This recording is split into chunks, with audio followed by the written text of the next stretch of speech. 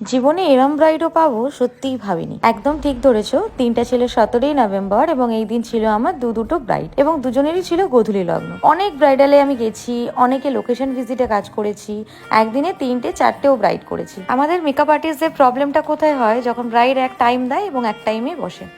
কিন্তু জীবনে প্রথম ব্রাইড করলাম যে অন্য ব্রাইডের কথা ভেবে এত তাড়াহুড়ো করেছে যে একদম অন টাইম বসেছে, যার জন্য আমি গোধূলি লগ্নেও দুটো ব্রাইড পারফেক্ট টাইমে ছাড়তে পেরেছি এবং আমার ডিস্টেন্সটাও কিন্তু অনেকটা ছিল সেই দিনকে। তো আজকে কথা বলবো আমার দুটো এমনই লক্ষ্মী ব্রাইডের কথা। প্রথম লোকেশন ছিল রাজারহাট এবং সেখানে যাওয়ার জন্য আমরা প্রায় 10টা 15 বেরিয়ে পড়ি। ব্রাইডের কল টাইম ছিল 12:30 থেকে 1টা। তো আমরা গিয়ে পৌঁছে যাই প্রায় 11:30, তাই খানিকক্ষণ বসেছিলাম এবং যেরকম ভাবে বলা ছিল যে রুম যেন সেট করা থাকে, আমরা যেন গিয়েই তোমার শাড়ি ফাড়ি পেয়ে যাই, সমস্ত কিছু সে সেই অ্যাকর্ডিং অ্যারেঞ্জমেন্ট করে রেখেছিল। এবং তার নাকি এটাই চিন্তা হচ্ছিল যে তার জন্য যেন পরের যে ব্রাইড আছে তার কোনোভাবে দেরি না হয়, তার লগ্নে যেন কোনো অসুবিধা না হয়। এমন কথা কোনো ব্রাইডের মুখ থেকে হয়তো আমি প্রথমবারই শুনলাম, কারণ সচরাচর হয়তো প্রত্যেকের নিজেরই কথা ভাবে। বাড়ির লোক এবং তাদের সাথে টাইম নিয়ে কথা বলে নেওয়ার পরও তাদের একই কথা থাকে যে বিয়ে বাড়ির দিন দিদি একটু তো এরকম হতেই পারে। তারা বোঝে না যে তাদের সাথে টাইম নিয়ে কথা বলার পরেই আমাদের কিন্তু সেকেন্ড বুকিং থাকে, বা তাদের হয়তো বুকিংটা নেওয়ার সময় আমরা বলে নিই যে আমাদের আরেকটি বুকিং রয়েছে।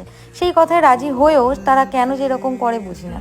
কিন্তু এই প্রথম আমি ব্রাইড দেখলাম যে ব্রাইডগুলো দুজনেই দুজনের জন্য এতটা কোঅপারেট করেছে, সেটা না বললেই নয়। এই ব্রাইড আমার একদম 12:30 থেকে 1টার ভিতরে বসে যায় এবং সে আমাকে জানায় যে আমার তো টেনশন হচ্ছিল যে আমার জন্য যেন আরেকটি মেয়ের কোনোভাবে কোনো দেরি না হয়ে যায়, তারও গোধূলি লগ্নে বিয়ে। এই সমস্ত কথা শুনে সত্যিই খুব ভালো লাগলো। তো যাই হোক, আমি তাকে রেডি করে অলমোস্ট পুরোটাই কমপ্লিট করে দেখো, এবার শোনো যে তার মুখের রিভিউ, যে তার কিরকম লেগেছে। ঠিক আছে, অল ওভার লুকটা কেমন লাগলো? কিছু আসবে না, যে গ্লোটা যেটা তুমি চেয়েছিলে সেটা আছে, আই মেকআপের গ্লোটা আছে।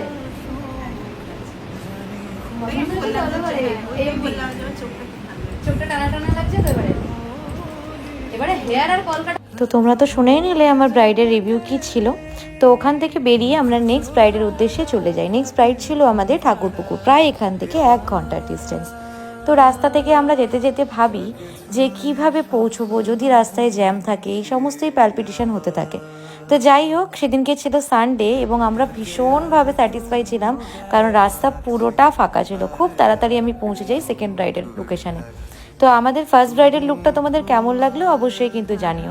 সেকেন্ড ব্রাইডে এসে দেখি সেকেন্ড ব্রাইডের ড্র্যাপিং ক্রিম্পিং সব কমপ্লিট করে রেখেছে আমার অ্যাসিস্ট্যান্ট। আমি ঝটপট মেকআপ স্টার্ট করি, কিন্তু যেখানে ও বসেছিল সেই জায়গাটা একটু ছোট ছিল এবং মাথার ধারে ফ্যান চলায় একটু অসুবিধা হচ্ছিল। যাই হোক, আমার সেকেন্ড ব্রাইডের রিভিউটা শুনে নাও।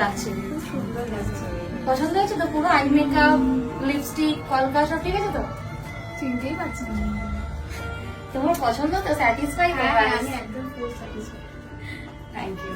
এরপরে নি বাকি কাজটা ধরো। সেকেন্ড ব্রাইডকেও ওর টাইম মতো একদম ছেড়ে দিই এবং আমার ব্রাইডরা তো ভীষণ খুশি ছিল। আমাদের এই দুটো ব্রাইডের লুক তোমাদের কেমন লাগলো অবশ্যই জানিও। যারা যারা এরকম সুন্দর লুক পেতে চাইছো, তোমরা কিন্তু তোমাদের ব্রাইডাল ডেটগুলো বুকিং করতে পারো। আমাদের কিন্তু 2025-এর বুকিং স্টার্ট হয়ে গেছে এবং অনেকে অনেক ডেট বুকিংও করে নিয়েছে। সারাদিন কাজের পরে ভীষণ খিদে পেয়ে যায় এবং আমরা ক্যাফেতে যাই একটু কফি আর স্ন্যাক্স খাওয়ার জন্য, এবং ওখান থেকে খাওয়া দাওয়া সেরে আমরা বাড়ির দিকে রওনা দিই। এবং ব্রাইড যদি কোঅপারেটিভ হয় তাহলে কিন্তু কাজটা খুব স্মুথ হয়ে যায়। তো অবশ্যই কিন্তু আমার আপকামিং ব্রাইডসদের বলবো তোমরা টাইমিংটা মেনটেন রেখো, যাতে আমরাও তোমাদেরকে এই সুন্দর সুন্দর লুকগুলো দিতে পারি। ফেরার পথে এই দিদাটা বাড়ির সামনে বাদাম বিক্রি করছিল, সো বাদাম কিনে নিয়ে বাড়ি চলে আসি।